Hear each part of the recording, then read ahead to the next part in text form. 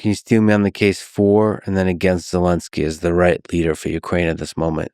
Is he the right person to take it to the point of peace? We'll see. If he can, then of course he is. He deserves enormous respect for galvanizing his people, for being elected in the first place, for galvanizing his nation at a time of incredible peril, for playing the international game of getting support for his country well. And sometimes the person who does that, not that there are many people like that, can be the person who also brings about a peace deal, and sometimes not. I think there's a degree to which he may have seen too much suffering of the people, the land he loves, to be able to sit down at a table with a world leader who did the destruction, and to be able to That is very hard. Compromise on anything. That's possible. Again, it puts the onus on him, though. It sort of slightly presupposes that Putin doesn't have the same human instinct on that. It is extremely hard. I've noticed this in a lot of conflicts. It's extremely hard the way in which outsiders come in and others who haven't seen what you've seen or gone through what you've gone through and say, it's time to get around the negotiating table and just, you think you didn't see what I saw, you didn't go through what I went through. Who are you to tell me? It goes back to that thing with the visitor from the land of war and the visitor from the land of peace. The visitor from the land of peace can easily talk about getting around negotiating tables, but the visitor from the land of war has seen other things, and it's very hard for somebody who hasn't seen it to tell the person who has that they should act differently. And the sad thing about humanity is both the person from the land of peace and the person from the land of war are right. Yes, that's a struggle. That's definitely a struggle. It's like asking somebody to forgive. I've seen that at a lot of ends of conflicts. People say, the important thing is that we forgive and move on. And then the other person says, your child didn't die of shrapnel wounds. Yeah, this is, I got a lot of heat for an interview I did with Zelenskyy. By the way, people privately, the people that message me is all love and support. Even the people that disagree in Ukraine, soldiers, people online are ruthless. They're misrepresenting me. They're lying. People online are ruthless and misrepresenting and lying? Yeah.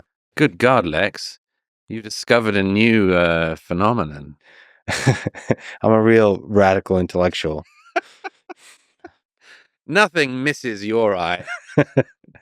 I see the truth and I'm unafraid to point it out. No, there's a degree,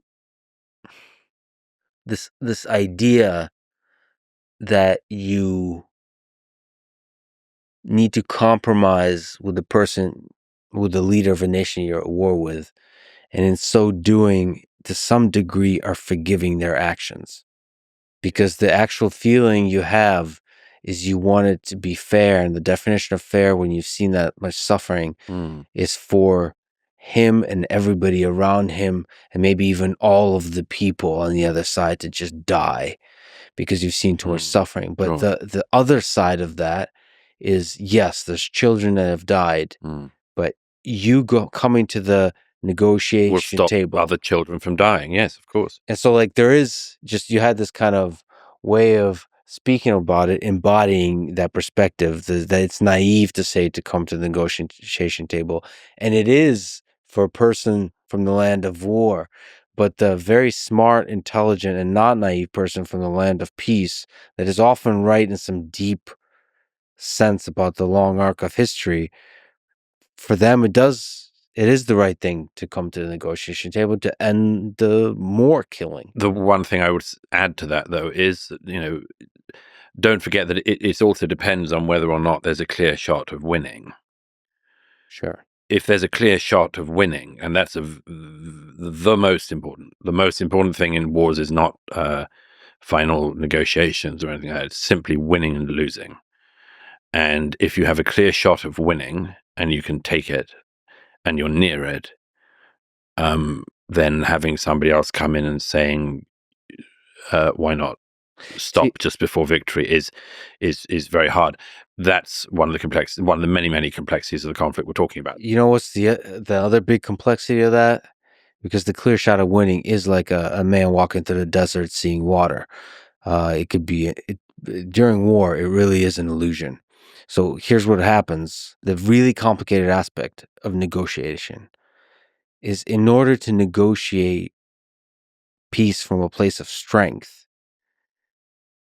you have to have victory in sight. Yes. And so the temptation from that position is to not negotiate, Mm-hmm. is to keep pushing forward to achieve victory. And this, I would say, hindsight is 2020, but this is the failure in 22 and two occasions to negotiate a ceasefire and peace. One in the spring, because Ukraine was in a real big, I would say, position of strength, having fended off the Russian forces around Kiev. That's one. And then, as you mentioned, in the fall of 22, with Kherson and Kharkiv, had a lot of military success. They were in a place of strength. And from that place, they've decided to keep going because victory was in sight. But that was also an opportunity to make peace. It's perfectly possible, yes. That's the hard thing. It's very hard. It's all hard. But I'm just, again, victory can be won in wars and is often won in wars. And you're right, they can also grind on because nobody has the capability to make a breakthrough. It's a case, I mean, the wisdom about civil wars tends to be that they sort of burn out after about 10 years or so, for similar reasons. When you're in the war, can you actually know that a victory can be won? It's a very good question. And you mean troops on the battlefield, or military leaders, or political leaders? Military and political leaders. It just feels like I said, man in the desert seeing water. I think there's a sense that victory is so close. There's times in a war when you feel like victory is close. No, you're right. And then it just slips away. Yes, it's an interesting insight. It's like the way in which there's a force in nature, which is that if you amass an army, amassing it will pull you in to using it. Yeah. Extremely hard to amass an army somewhere and then say, let's go back. Yes, you're right. No, it's one of many interesting aspects to warfare. I think the sad thing about successful wars, at least in the modern day, is it takes a great military leader, which I would argue that Zelenskyy really unified Ukraine in this fight in the beginning of the war. You have to be that, and like you said, after you amass the army and have military success, to be able to step back and make peace. Those two just don't often go hand in hand, because again, as a wartime leader, especially one who has seen the suffering firsthand, walking away is tough, especially also combined with that, just the realities of war, where there is probably corruption, that there is things, once the war ends, there has to be investigations, because the war wasn't won. You might not turn out to be, when history looks at it, the good guy. And a leader always wants to be the good guy. So there's just all psychological complexities and you look at this whole picture, in the basic sense, if you want Ukraine to flourish, if you want humanity to flourish, you just ask the question, okay, so what is the thing I would like to see? There's so many historical analogies you can give, but just surely not rewarding Putin's actions in any way would be a good way to deter him and other dictators from trying to grab land in the future. So yeah, but this it's nuanced because like it's very probably good to be the boring person at the party that says dictatorships are bad, democracies are good, many of the ideals of the West are good. Democracies are better. Better, yes. Yeah. That sounds like Animal Farm, but yes, 2 legs better. But yes, democracy is better, and invading countries is bad. But World War III is bad too. So after you say something is bad, what's the next step? Because military intervention in a lot of these conflicts. It'll be about deterrence. Yeah, but what's effective deterrence? That we're going to have to keep going over for a long time to come. My question is, how can we achieve peace in April, in May, right? Not like the adults at the table all seem to tell me, well, it's a process, it's complicated, it just feels like this is a thing that might go into the next winter. And there's still maybe initial ceasefire, and the ceasefire is broken, and there's more people dying. For sure. And it's that mess. It seems like civility and politeness ignores the fact that people are dying every single day. I mean, of course, like we were almost everybody, not everybody, but almost everyone would like the killing to stop immediately. Of course.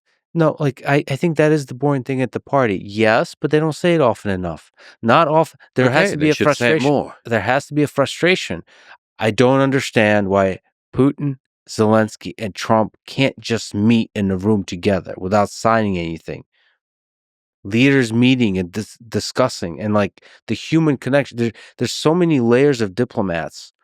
It's the problem I have with the managerial class. They schedule meetings really well. Sure. They don't get shit done.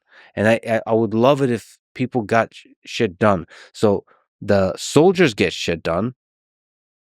They're fighting the reality of the war. And then the leaders have the capacity to get shit done on the scale of nations and geopolitics. But like these diplomatic meetings and no, I agree. Look, I share your frustration about it. At the same time, I think look, I share your frustration because I've seen it all, a lot of it, in my own eyes. I mean, there was a battalion I was with the other week, and they were hit just after I left their base, and you wouldn't believe what a thermobaric bomb can do to the human body. And I share your frustration with that. At the same time, one of the things that happens if you are rushing is that you do, and I've seen this elsewhere, you will put pressure on the people you can pressurize, and you will not put enough pressure on the people you can't pressurize. And that is one of the worrying things that could happen with this. Simply, America can put extraordinary diplomatic, financial, intelligence, military pressure on Ukraine. And it can put significant pressure on Putin, but it's much easier to pressure Zelenskyy. And that's one of the many things that makes it harder, is that the temptation to rush for peace, accepting that peace is the most desirable thing, and accepting the horrors of war, which, we can linger on, but you accepting all that. If somebody says we've got to get peace today, and the three of them around a table, the most likely thing is that it'll be the person who you can pressure most easily, who will be the person that you pressure, and as a result, have an outcome which, yes, might stop the killing as soon as possible, but might also set up a situation which rewards the aggressor and effectively punishes the victim. And that's an extremely ugly and common thing to happen. Yeah. And that's the other boring thing to say. The boring truth that the easy shortcut here is to punish Ukraine. And you just have to not do it. Let's keep being the boring people at the party. Yeah. Well, nobody's going to invite us. All right.